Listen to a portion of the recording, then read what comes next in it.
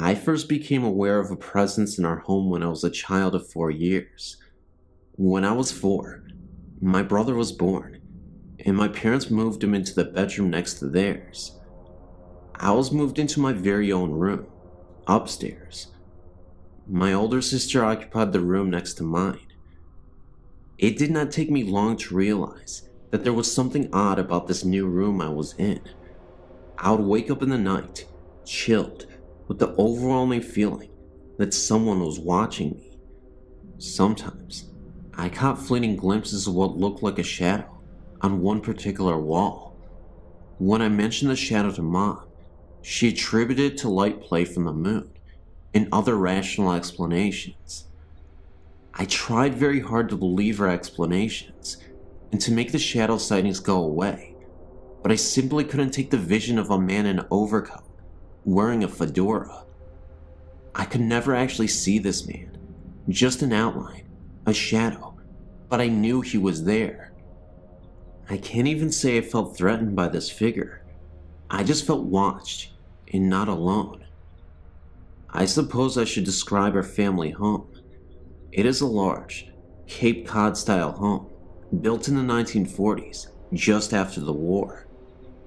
The family that built the home were obviously influenced by World War II, as was the world, I would think, and they built a secret room, which I would imagine was designed to hide the family if war ever broke out on home soil. This room was only accessible via a trapdoor in the kitchen floor, and it led to the secret room in the basement. My dad sealed this room off before I was born, although I know exactly where the trapdoor is. There is also a secret passageway that leads between the closets of the 2 upstairs rooms. This passageway has been sealed before my parents bought the home. This house was the second built on the foundation. The first was a farmhouse dating back to the late 1800s, which burnt when my mother was a child in the 1930s. The family that originally built the Cape Cod didn't live there long, and it became a rest home for the affluent elderly in the community for many years. My parents bought the home in 1954, and I was born 11 years later. There were other strange occurrences in the house in my younger years, such as doors opening and closing by themselves, and doors locking when there were no locks, and the piano playing by itself. But I'll fast forward to 1974, when my older sister got married. I took the opportunity to move into her larger room, and that is when the strangeness went into overdrive. I hadn't actually even moved completely into the room when the weirdness began. I'd moved my record player into the room, along with a student desk. I was showing the room to a friend one afternoon, when the door slammed shut behind us. When we turned to look at the door, the shade in the opposite window flew off the hinges and landed at our feet in the middle of this room. We both screamed and ran to the door, only to find it locked, and there wasn't a lock on the door. We managed to finally get it open and run down the stairs. My friend would never even go into the room again, let alone spend the night with me. I didn't let it bother me, however, and moved the bed into the room and took up residence. The room always stayed incredibly cold, even in the heat of an Ohio summer. My dad installed triple the insulation into that room to try to help with the chill, but it remained downright cold. There were countless nights when I would awaken to knocking on the walls. Sometimes I would knock back, and it would knock back at me. When I told my parents about the knocking, my dad said it was a tree limb scraping the house. The knocking became so intense that he ended up cutting the tree down, but the knocking continued. My parents installed an intercom system into my room next to my bed, so I could page them when the knocking started. Dad seemed convinced that it was the neighborhood boys throwing rocks at my window. It didn't sound like that though, and the knocking was coming from an inside wall, not an outside one. One afternoon, I was lying on the bed reading, and I got the overwhelming feeling that I was being watched. I sat up on the bed and said out loud, "Stop it! There's no such thing as ghosts!" And no sooner had I uttered the words, a figurine on a shelf began to wobble and then flew off the shelf and across to the bed, hitting me on the forehead. I slept on the sofa for a month after that.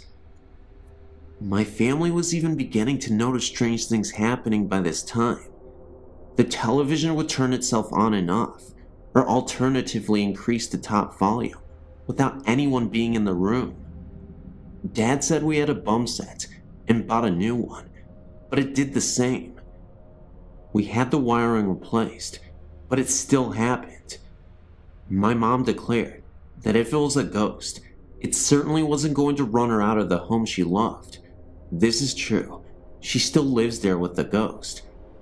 Other things that would happen in the house included radio switching on and off, lights flickering, the washing machine switching on and running a cycle, and of course the shadow wandering around upstairs. It was all beginning to frighten me quite a bit, especially the knocking noises. If the knocking started, I would buzz Mom in the intercom, and she would race upstairs, but as soon as she reached the top step, the knocking would stop. I began to think perhaps I was going a bit crazy. I went away to college, and something strange happened in my old bedroom about a week after I had left. I still had the same clothes hanging in the closet, and there were a few posters still hanging on the wall, but otherwise, it was empty. My mom heard a funny noise upstairs one afternoon and went up to investigate. She checked the first bedroom and saw nothing amiss, and went down the hall to my room. She opened the door and discovered that the mirror tile on one wall had exploded all over the place. There were shards of glass sticking in the opposite wall and had scraped across the ceiling like claw marks. My posters hung in shreds. She noticed my closet door hanging open and shreds of glass sticking in the clothes, still hanging inside. She shut the door and waited for Dad to get home from work. He decided that it must have been a freak lightning hit, although the day was sunny and cloudless, and rang the insurers to come out and investigate. The investigator noted that the point of impact seemed to be the upper corner of the wall, where the mirrored tile met the adjoining wall. Oddly, he also noticed that the broken wood in the corner was pointing outward, as if the lightning had been inside the room and went out, instead of the lightning hitting outside and coming in. The insurance company still paid for the damages, although they could never find the point on the outside of the house where the lightning had come in. When I heard about it, I came home to view it, and noticed that the wall in question was the one where I had always heard the knocking. As I said, my mom still lives in the house, and strange things still persist. She keeps the washing machine unplugged, but unless the water is cut off, it still fills up. This is the third faulty washer we've had. The TV still plays tricks too. My dad passed away in the house 2 years ago, and on a night after he died, I was staying with Mom, although I wasn't about to go upstairs ever again. And in the middle of the night, we both heard faint music playing upstairs, bluegrass music, to be precise, which was Dad's favorite, and we reckoned that there must have been a party going on to welcome Dad to the other side. Mom has since sealed off the upstairs and only lives in the downstairs part of the house. My brother has had plenty of strange things happen to him in the house as well, as did my sister, and as a result, none of us want Mom to bequeath the house to us. She can't understand why.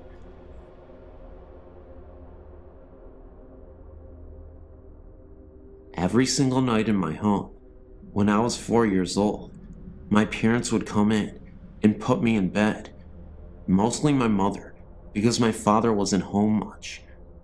I never liked to sleep in the dark, and there were no outlets in my room for a lamp, or none that wanted to work at the time.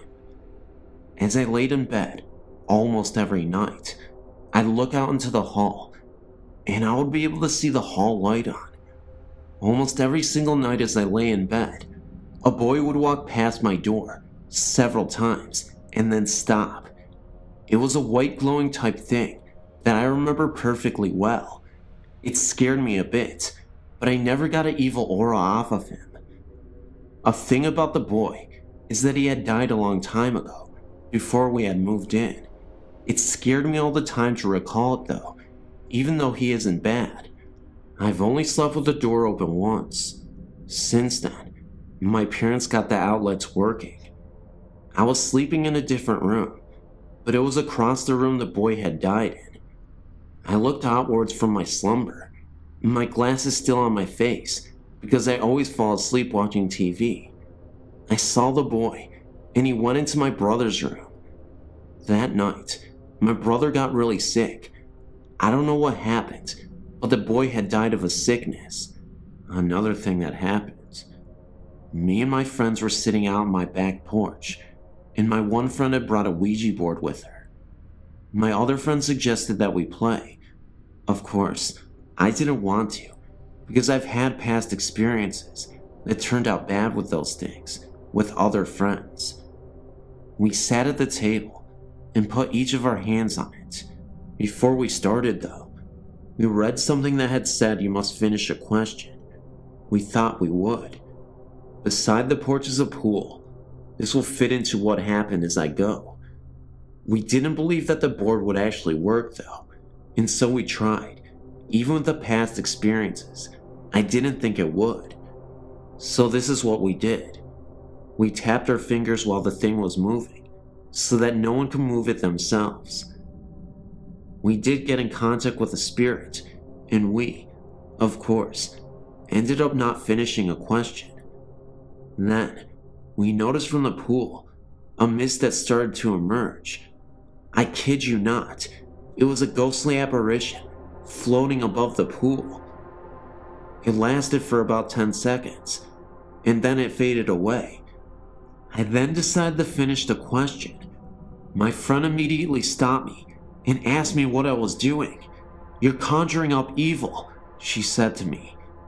It was clear that she didn't want to do this anymore, so we stopped, and we never returned to that Ouija board again. In fact, we went out to the fireplace and we burned the Ouija board so that we would never have any bad omens attached to us. Yet another incident occurred. About a year ago, I met up with some different kind of people. Wiccans to mostly say, and I still am Wiccan now. I took it in, because God actually hadn't helped me one slight bit with my life, so I started to believe in gods. I learned some good spells, and some bad. The ones I used most were the exorcism spells for haunted houses around here. My house I knew had quite a lot of ghosts in it, and I decided to get rid of one particular one that would scare the entire family as we slept. At night, if you were to turn the light off in the living room, the room would turn a deep dark blood red, and the windows to the place would disappear. When you looked to one corner of the place, you could see a black figure walking out of it. This is the ghost I decided to rid the house of. It never spoke during anything. It would only appear, and nothing more. My sister and her friends hadn't believed me when I told them of what was going on in the room, and they tested it for themselves.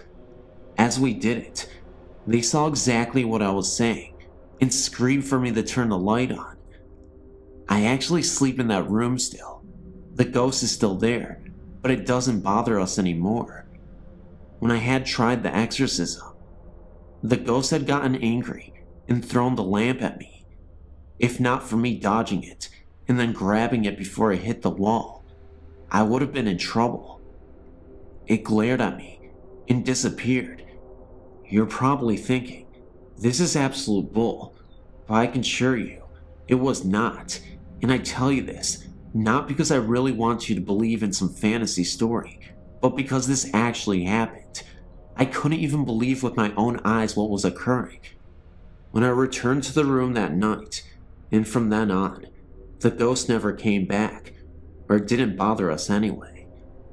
There are other ghosts in my house, ones that are in the cellar, but I've only heard them, not actually seen them.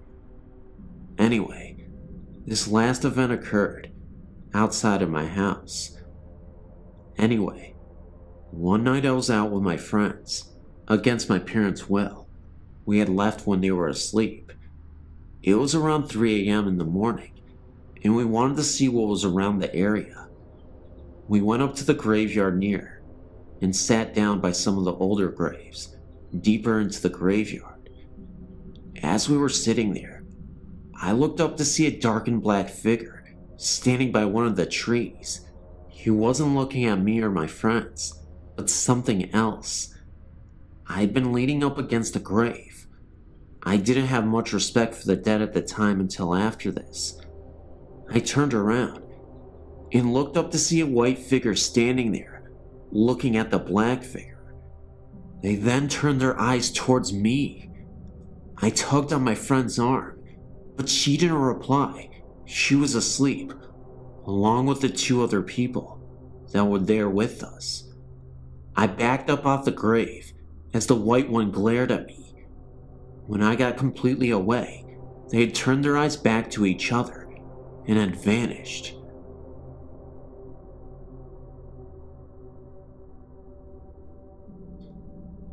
Before our marriage, my husband purchased a home built sometime previous to 1870 in the center of a small town in Michigan.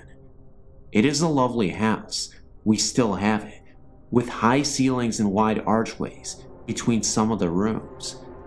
When we moved in, we had very modern furniture, which really didn't look right in the house, so our friends would bring us antiques whenever they could find them, very cheaply or for free. One friend bought us a very large round antique mirror that he had found in a house his company was hired to tear down. It was the kind with a gilded wood and molded frame with a medallion at the top. The glass, while it had some dark spots and shadings, was in exceptionally good condition. This was back in the mid to late 70s, and we had parties almost every weekend. In the summer when the doors were left open, no one bothered knocking. They just opened the screen and came in. Late one Friday or Saturday evening, shortly after receiving the mirror, I was sitting on a low sofa against the east wall of the living room. Also on this wall was a large archway leading into the dining room, which is where the main entry door that we used was located. There was also a door leading into the living room from the front porch, but no one used this one. The mirror was hung on the north wall, right next to the couch where I was sitting. Everyone else was sitting in the middle or at the opposite end of the room, large room. I was looking to my right and noticed in the mirror that a young man was walking through the archway into the living room and stopped right at the threshold. At first glance, I did not recognize him, so I turned on the couch to look at him directly, and there was no one there. I looked over at the mirror again, and there he was. He was not a big guy, about 5'8" or 5'9", thin build, dark hair, short for the times, and wearing what looked like one of those blue-gray work shirts. I looked towards the archway again. No one was there. I shot off the couch and into the dining room to see if anyone was playing a trick on me. There was no one in any part of the house other than the living room. It made me very uneasy, and I could never sit in that area again. In fact, I moved that couch a week later, and even though the mirror still hangs there all these years later, I tried to avoid looking at it. A couple of years after this happened, I joined the local historical society. I met a wonderful tiny old lady in her 90s. She told me that she had been in my home many times during her youth, and I found out from her that during Prohibition, the people who owned a house would have parties with bootleg liquor. There was an argument late one evening, and a young man was killed by a blast from the barrels of a shotgun at close range in the area of the front entrance to the dining room. I'm not sure if it was him or not, but for 3 or 4 years after that, Every night at 3:10 a.m., I would hear slow but steady footsteps on the creaky wood floors walk from the archway through the living room and up to the bedroom door. They always stopped right there, thank God, and I tried to make sure they would come no further by hanging a crucifix on a hook inside of the bedroom door. After a few years, it either stopped or we grew so accustomed to it that we didn't notice it anymore. So, do you think my spirit came with a mirror, or that the mirror just enabled me to see him? I don't know. I guess we'll find out sooner or later. When I said I was gonna upload a video, I uploaded it, and it actually got uploaded to YouTube. People didn't know if the stories were good or not, so I asked them if they were good, and I asked them to comment in the comment section below, so I knew if they were good or not. I asked them to share, because if they didn't share the stories, or share the video, then it wouldn't have mattered, because if it's not getting shared, then how are people going to be able to see this? And I can't slur on my words. No, but seriously guys, thank you so much again for being patient. I swear to God, I say that all the time, but hey, at least I got a video out for you guys. At least I said Monday latest would the video be out, and I hope, Monday nights, Monday evenings, that's a good time for you to watch these videos, and thank you guys so much. I encourage you guys below to subscribe to my Patreon and donate money. No, I'm kidding. I encourage you guys to share this video around. Let me know what you thought of these stories just in general. And just overall, just enjoy what this has to offer. I mean, this video is packed with lots of ghostly goodness, and it's almost like sweet as pie. I don't know what I'm talking about, guys. Seriously though, I'm gonna sign out because I really just want to talk to you guys in the comment section. I'm ruining my voice just speaking, and my mind's a mess, but I'm just really happy that I got a video out for you guys, and it always makes me feel good when I have a video out. So guys, comment, like, share, and subscribe. And I made this outro really cringy, more than it usually is, so go ahead and spare my feelings by just sharing this video all around, and love you guys. I'll talk to you later, and I'll see you in the next video. Bye-bye.